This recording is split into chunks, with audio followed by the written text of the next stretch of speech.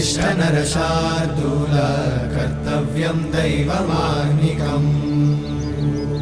उत्तिष्ठोत्तिष्ठ गोविन्द उत्तिष्ठ गरुडध्वज उत्तिष्ठ कमलाकान्त त्रैलोक्यं मङ्गलं कुरु उत्तिष्ठोत्तिष्ठ गोविन्द उत्तिष्ठ गरुडध्वज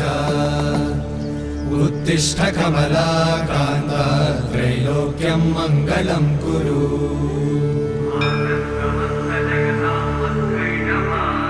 मातः समस्त जगतां मधुकैटभारे वक्षो विहारिणि मनोहर दिव्यमूर्ते श्रीस्वामि निश्रित जनप्रिय दानशीले